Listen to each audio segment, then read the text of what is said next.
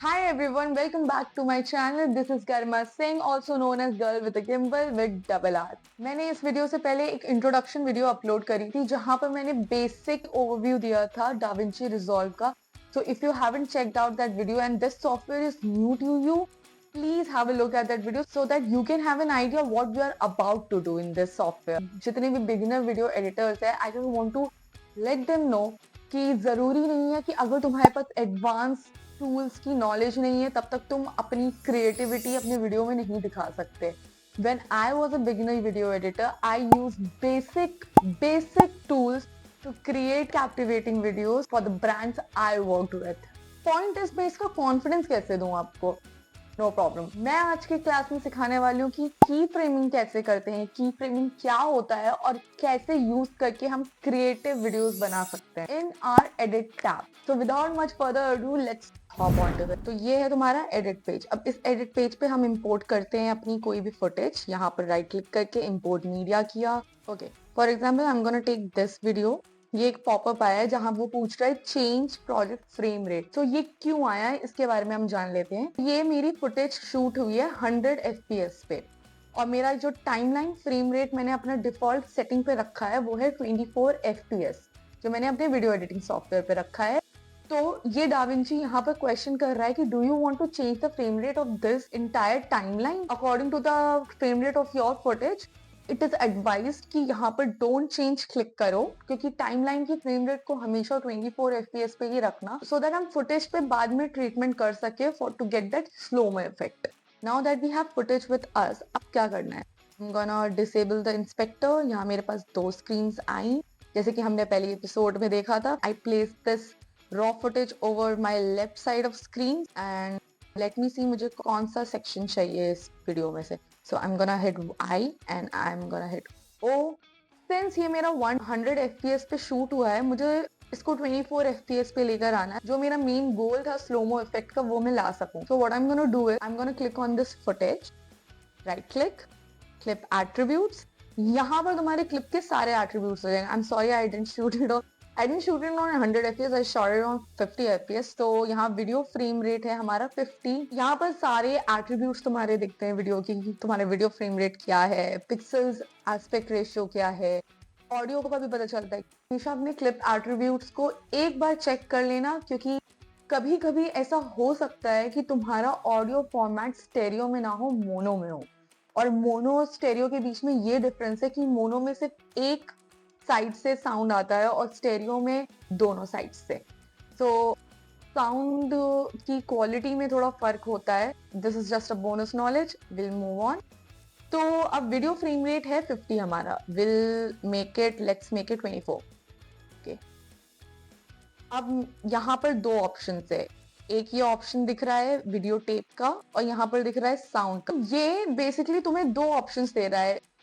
In fact तीन options दे रहा है. फर्स्ट वन, या तो drag the entire footage by clicking on the screen to your timeline. इससे तुम्हारी ऑडियो और वीडियो दोनों आ रही है टाइमलाइन में. And then there is one other option. You go over to this, you hover over your cursor to this tape looking icon and drag it. So see, did you see the difference? यहाँ पर audio नहीं आया है, सिर्फ video आया है. फिर एक और ऑप्शन है जो थर्ड ऑप्शन है यहाँ साउंड का. If you drag your sound over here, सिर्फ साउंड तुम्हारी यहाँ पर आएगी. अब जैसे कि मुझे यहाँ पर साउंड की जरूरत नहीं है, I am just going to drag this on to my timeline. So अब प्ले करके देखते हैं कि ये वीडियो दिख कैसे रही है फ्रेम रेट कम करने के बाद. So smooth. ये हमारा हो गया पहला step. And let's move on to next step which is working on the footage that we have dragged onto our timeline by clicking on this inspector. तो अपेरेंटली मेरा माइक ऑफ हो गया था बीच में, so I had to reshoot again.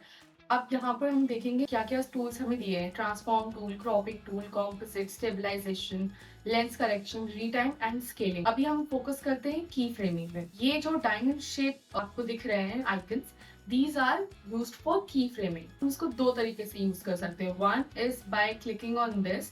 तो ये की फ्रेम सारे टूल्स के लिए इनेबल हो जाएगा. और दूसरा तरीका ये है कि या तो हम अगर सिर्फ जूम पे काम कर रहे हैं तो हम इंडिविजुअली इसके की फ्रेम पे सेलेक्ट कर लें।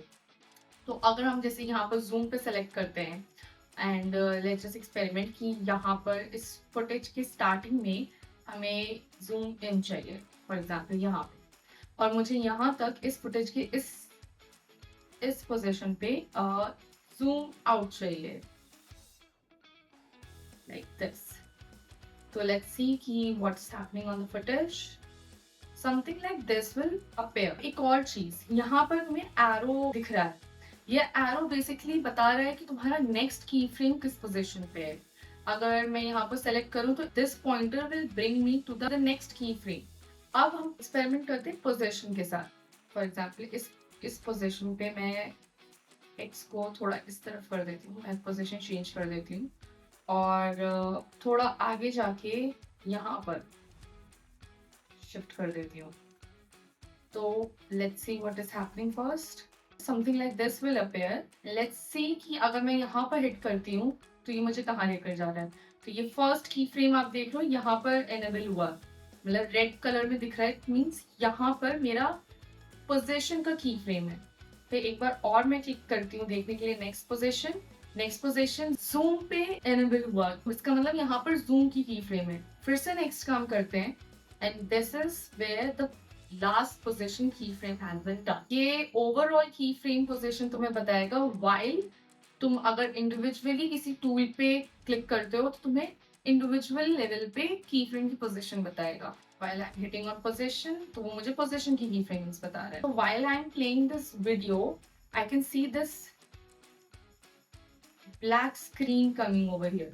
मुझे ये black screen नहीं चाहिए। I want to move this position का keyframe to the keyframe where I have zoomed it up. Easy step। footage में यहाँ पे diamond icon दिख रहा है। This is for the keyframe।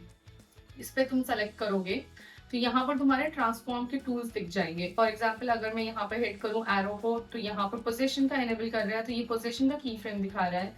Next अगर मैं करूँ फिर से ये zoom and this is for position again. तो अब मैं इसको फिक्स कैसे करूँ on an individual level. Hit on this arrow and you can see कि तुम्हारा जूम एक्स और जूम वाई और पोजीशन एक्स पोजीशन वाई का की फ्रेम्स कहाँ कहाँ पर सेट है। इट गेट्स वेरी इजियर जब तुम्हें पता होता है कि तुम्हारे सारे की फ्रेम्स कौन कौन से टूल्स के लिए कौन कौन से पोजीशन पे। तो उस टाइम पे this method comes in handy. मैं जूम का की फ्रेम उठाऊं और मैं इस पोजीशन एक्स के सामने रख दूं कि जैसे जैसे जूम आउट होगा वैसे वैसे मेरी पोजीशन भी चेंज होगी। तो लेट्स सी कि what is happening right now. Nice. तो अब मुझे कोई ब्लैक स्क्रीन भी नहीं दिख रही है and I find it fine. अब तुमने एक चीज और नोटिस करा होगा, while I was moving this zoom X का की फ्रेम, zoom Y का भी की फ्रेम साथ ही साथ मूव हो रहा है। वो क्यों हो रहा है? The reason being zoom X और Y axis interlinked है। It means अगर मैं X axis को zoom करूंगी तो मेरा Y axis भी zoom होगा। अगर I disable it और अब मैं zoom करती हूँ, something like this will happen. So try not to disable it वरना तो it will look weird. Let's move ahead. Same with x-axis. अगर मैं यहाँ पर position इसकी करती हूँ तो मुझे footage कुछ ऐसी दिखेगी। And also you can select all the keyframes together and drag it. And this is something you will get. अब हम जानते हैं कि की फ्रेम को डुप्लीकेट कैसे करना है। फॉर एग्जाम्पल अगर तुमने इनिशियल पोजीशन की फ्रेमिंग सेट कर दी है और वही सेम सेटिंग तुम्हें अपने फुटेज के एंड पे लेकर आनी है, तो उसके लिए हमें डुप्लीकेट करने पड़ेंगे अपने सेटिंग्स को। ऑफ कोर्स मैन्युअली अब एक एक सेटिंग्स तो हम करेंगे नहीं क्योंकि इतना टाइम तो किसी के पास नहीं होता है एडिटिंग के टाइम स्पेशली। तो what you can do is you can select all the keyframes together, hit Command plus C or Control plus C and position it wherever you want. For example, I'm putting it over here, Control plus V or Command plus V, hit it and you will get your keyframes duplicated over here. So something like this will happen and this looks pretty cool to me. अब तुम्हें तो पता चल गया कि की frame की positioning कैसे करनी है, कहाँ करनी है, डुप्लीकेट कैसे करना है। आई थिंक तुम्हें प्रिटी मच बेसिक्स तो क्लियर हो गए हैं। अब एक और स्टेप आगे बढ़ते हैं। एक वो रिदम नहीं है जब ये की फ्रेम्स चेंज हो रहे हैं, तो उस रिदम को लाने के लिए हम क्या करेंगे। there is a curve icon over here. Hit on it. You will see the kind of graph that has been created because of the keyframings we have done. Okay, to stretch this timeline, hover over this area, you will find this kind of cursor, drag it.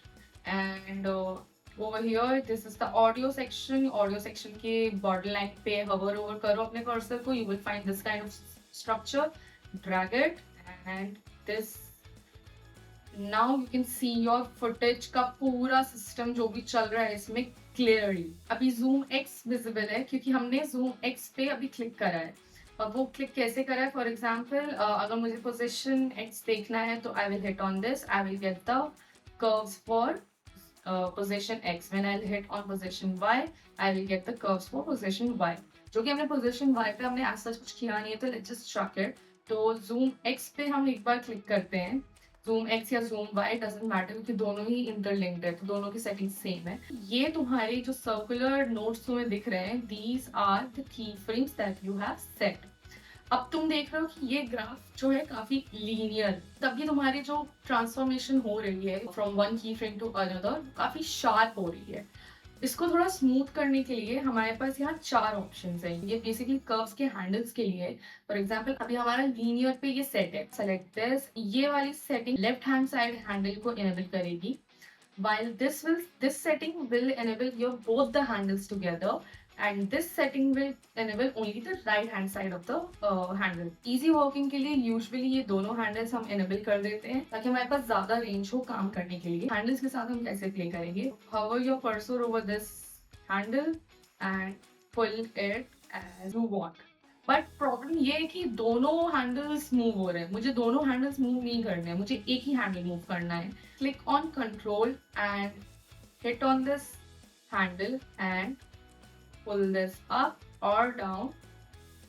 Let's just pull it up. So जब तुम up कर रहे हो तो it means it will zoom it up and then come down. तो ये curve ऐसा है. We have created this kind of curve. So this is zoom out, zoom up, zoom in and then zoom out. So this kind of rhythm will appear. Let's see कैसा appear होगा. Squeeze down this area, hover over this border, this kind of cursor will appear and drag it down. This way you will be able to see your screen much more, much better. And let's play. See, this kind of very cool effect will appear. So cool, na? So let's experiment more. Again, go to the borderline of this timeline and this kind of cursor will appear. Drag it up and ये audio के borderline पे भी जाओ, then drag it down. अब इस handle के साथ थोड़ा play around करते. Control plus hover over this handle, click on it, drag it. Let's not do this because हमें black screen दिख जाएगी. तो let's go up, a bit more up. Let's go crazy with ideas and okay. अब हम बाकी दो की frames के साथ भी थोड़ा बहुत एक्सपेरिमेंट करते हैं. अब जैसे कि ये फर्स्ट की फ्रेम पे हमने हिट किया, लेट्स सी. इस पे सिर्फ एक ही साइड को हैंडल ही अपेयर होगा क्योंकि की फ्रेम नहीं है, जिसकी वजह से कोई कर्व अपेयर होने की पॉसिबिलिटी होगी. Click on control, hover over this handle, this kind of cursor will appear and थोड़ा सा इसका कर्व छोटा कर देते हैं, थोड़ा सा देखते हैं कि क्या होता है. Let's see what is happening. Again timeline border पे आओ, ये कर्सर अपेयर होगा, drag it down. Now you can see your screen. वो did you see what's happening over here? We went crazy and this footage is the proof of it. So let's make it a bit less crazy. Hit on this last let's hit on this last keyframe. Click on this double handle. This kind of handle will appear. Control plus drag and let's make it less curvy to have a smooth flow.